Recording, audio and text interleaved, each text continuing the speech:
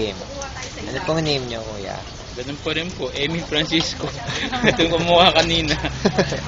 Emmy Francisco. Age po.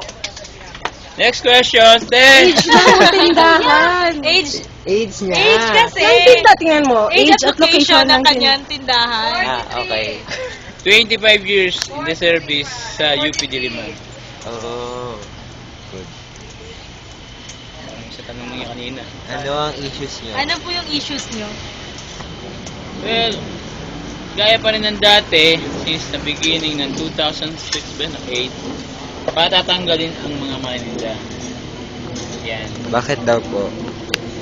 Eh dahil nga sa commercialization or iba pa privatization, private na daw ang UP. Yun. So ano po yung sa tingin nyo, yung view nyo po doon? Walang kwenta, syempre. Kaya nga gobyerno eh. Saan ka ba nakakita ng gobyerno private? UP lang, di ba?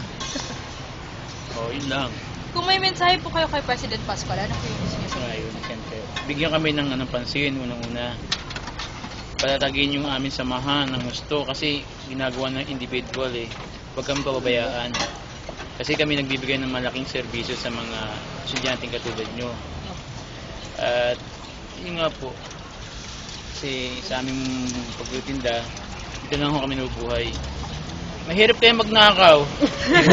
Kukulong ka. Eh, magtitinda, hindi ka makukulong. Yun. Dito totoo lang naman. Ibig sabihin, wag alisin yung aming mga kabuhayan. Kahit mahirap lang kami, hindi ka mukha ng McDonald's at Jollibee. Sila, may kakainin sila, kami, wala. Kay Binay po, may mensahe po Ay, kayo. nako, grabe. Mensahe, Opo. turuan niyo yung mga estudyante ng UP Huh? na huwag matuto magnakaw sa pera ng gobyerno. Bakit ka mo? Si Dirilon. Sino ba isa? Miriam. At taga UP yan. Alam mo kung di sila magnanakaw. Yun. Turuan nila kung paano corruption, paano malulutas.